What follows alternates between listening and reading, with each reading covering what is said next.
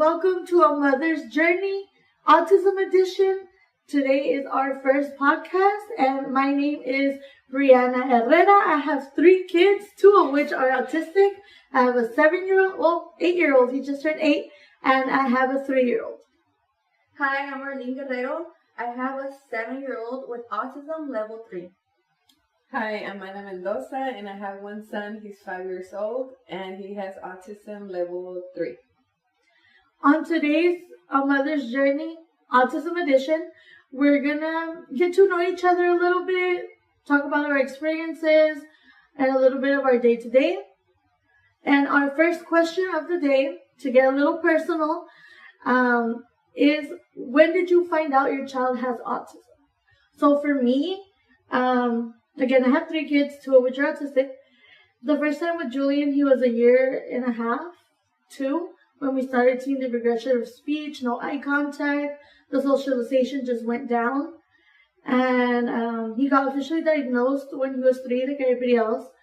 And, well, we took it from there, like everybody else does. I mean, it's a little hard, but it's fine. And with my second child, we knew right away, 9 months, that he was showing signs. He got officially diagnosed when he was 3, and yeah, everything's fine from there. And we're here now. Yeah, we're here now. My daughter was 2. It was during the pandemic.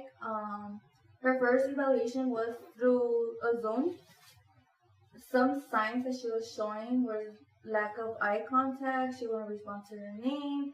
So after that, I took her to Indio, and that's when she got her second evaluation, and it was confirmed that she had autism at 2 years old. My son, he was diagnosed when he was 2. He was born in 2020, so I thought it was because of lack of socializing that he didn't, wasn't where he was supposed to be. But no, he has autism, and they diagnosed him with level 3. Okay. Our second question is, what did you do after you found out about your child's diagnosis? Sorry. What did you do after you found out about your child's diagnosis? For me, the initial reaction, I cried. I shut down. It was horrible. Your heart just drops to your stomach, because nobody wants to be told their kid has any disability. So it was a little hard, but I dove into that. I dove into it, and I take classes, parenting workshops. I talk to agencies. I talk to other mothers. I try to make friends with anyone and everyone, and just trying to help my kids with their day-to-day, and hopefully they have a better future because of all the work that we're putting into it. As Bree said, it did hurt me. I was just thinking about the future, but I can't be thinking about the future all the time. So the first thing I did, I started looking for help. I went to her pediatrician. I got a document where we took it to San Diego Regional, and they gave me a bunch of programs. And since then, therapy after therapy, and that's how life has been. For me, what did I do after I found out? Same like you guys mentioned, it just feels like, in a sense, it feels like, why me? Why him? Why your kid? But luckily, I don't know, something clicked, and I was like, I gotta do something. I think it's best for me to do something right away to get him help. And yeah, he's been having speech therapy since he was 2. And a lot of therapy too. There's a lot of therapies, for anxiety, there's stress, there's motor skills. There's OT, speech. And luckily there's a lot of things for them. There's a lot of things. And even here in the Imperial Valley, I know we are limited of resources. We're limited of agencies that are out here. But a lot of San Diego regional, not San Diego regional, but San Diego based agencies do come out here, and they do offer Zoom. I know Zoom for some people it isn't reliable. I mean, your kid doesn't want to look at someone their phone or iPad, and essentially you are doing the therapy with them. But any help is better than no help. But I do have a side question. After obviously we found out our kids were autistic, we got the help and everything. In my point of view, I felt resentful and angry, but at myself, because at some point earlier, I did feel like I didn't take care of my pregnancy well enough, and I felt like very like it's your fault. It's Yeah, not. I A felt lot that. of people feel like that, and you do question like, oh my god, did I drink too much coffee? I didn't drink coffee, but like, like, what did I do? Like, did I eat enough fruits? Like, But when Valerie got evaluated twice, the doctor did tell me it has nothing to do with you. Well, the studies don't show why, but supposedly it's genetic. Yes, I've heard about that, and I know that we also can be tested for it. But at that moment, you're not really. Well, in my point, I'm not really thinking like logically. I'm just like, it's all emotion, and I felt so much resentment. And then I'm Mexican, and my family, obviously, we are Mexican, right?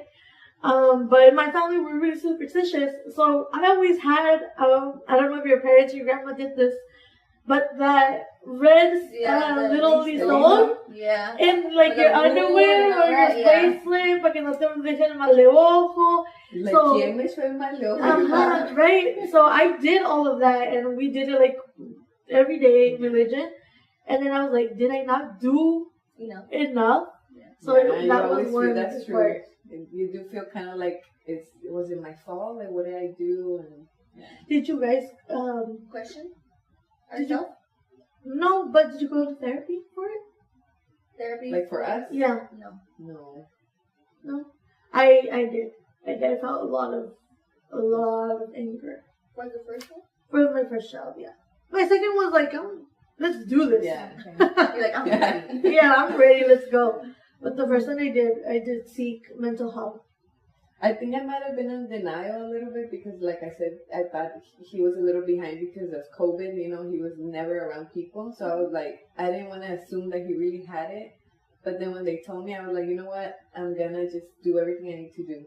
If he has it good, good. If he doesn't, better, right? Pero, as long as the babies are healthy, because there's other disabilities that are a lot. Worse, but I mean, more complicated. Yeah. They need a 24-hour around clock supervision. Oh, mine does too. Well, but I mean like feeding tubes and epilepsy or more worries. Yeah. All right. We did get a little off topic, but we're good. We're good. So question number 3 is, what is the purpose of starting this podcast, and what do you want to gain from it? For me, I think it's just because I know there's a lot of special needs parents out there, so they can know they're not alone and hear our stories, our perspective. Because it's 3 of us, not just one. So we all have different emotions, different thoughts, different views.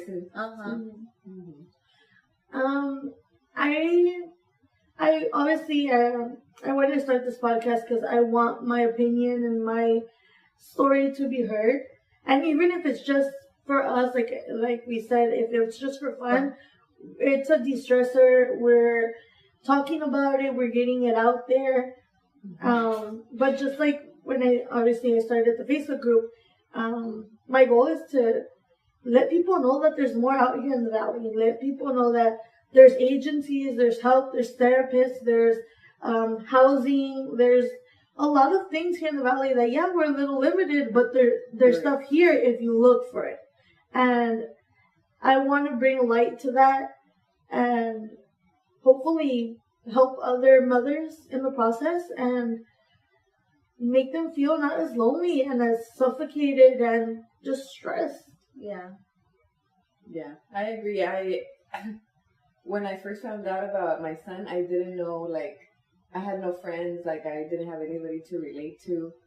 And then then I found you, and then I found you, and then I found you. yeah, then we found each other. Yeah. So it's just good to find people that you can Connect. relate to, and Yeah. it's just, They know Yeah. how you feel. You don't feel alone. Because I think for us, sometimes we feel mentally drained, alone. But then we create this group chat where we can talk, and then it's like, it feels better. yeah. Yeah. And we have families, but they don't really understand. Yeah. It's not the same when you're the mom, I feel. Yeah, You I, know, could, we I know feel that The too. responsibility. Yeah. We're the Because it's different from advocates. them when they They can shut it off. Yeah. They We can leave be every like, time. oh, she's with their mom, that's fine. And then you're like, Our brain never shuts off. yeah, we're always thinking Never. about the future, always thinking about what we can do better, what Yeah. we can look for to help our kids. I mean, it never. Honestly, I'm an overthinker, so I go like, and my head just never stops.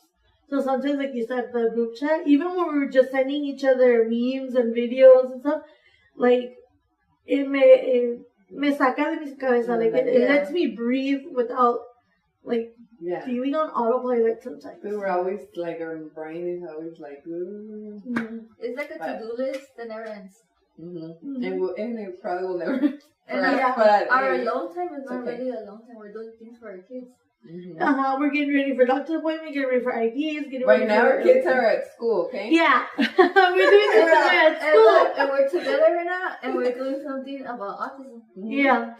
So it always revolves somewhere way or other around the kids. And it wouldn't hurt if we end up being famous and we could, pay our kids college. Yeah, maybe, yeah. But if you don't have family to lean on like we do, obviously, don't be afraid to go and get help elsewhere. Behavioral Health 360 offers therapy for mothers or families of kids with disabilities, not just autism.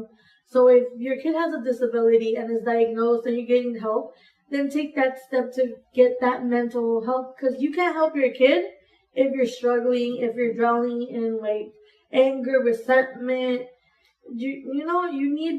You need that help, and sometimes it does take a village, and it doesn't have to be necessarily your family, because we found something in each other, and we're not family, we're friends, and I feel like our friendship grew very fast, It did. and I think it was because that The connection. the connection, the relatability, that you don't feel like so With anyone. by You don't yourself. feel- yeah. Yeah. And I feel like it's something everybody needs. Yeah. But I do have another question. Seeing as you both are single mothers. Oh yeah, we're single mothers, me and her. Yeah, I'm married. I'm proud. Yeah. But I share some of the workload with my husband. Not everything, because he's a truck driver, he's not here all the time. So I do take like the brunt of it. So you're half single and half married. Yeah. So you have a little bit of experience. Yeah. Uh-huh. But how do you guys, what's like where you think you would need that extra help? Well, for me, I live with my mom and my sister and her kids. For me, I feel like, okay, my daughter only likes me and my sister. She has a Prefer certain people. yeah. So whenever I need to go run errands or at least have like date nights, she helps me. And grandma helps too, but my daughter She's prefers always- my sister. And you have a different story. It's just, Yeah, I just have my mom. I live with my mom, so she's pretty much the only one that if I need to do something, like she'll help me out. Obviously, sometimes I think like, oh, if I had the father for him or a partner, it would be so much help. Like even going to the store, I feel like I'll be like, can you carry him? Because I'm the one. He's 5, so I'm like, he's so heavy, and sometimes I feel like I wish I had. That's the only reason. That's one of the reasons why I would want a man to help me with that, because it's like, yeah, it's hard at times. Something. so that's where we have programs. And We the have programs to help. Respite. We Yeah, have respite, respite. IHSS. There are some other agencies and respite type agencies for 16 and older for those kids transitioning out of the kids program and into adulthood. There are other agencies which we'll get into on our other sessions.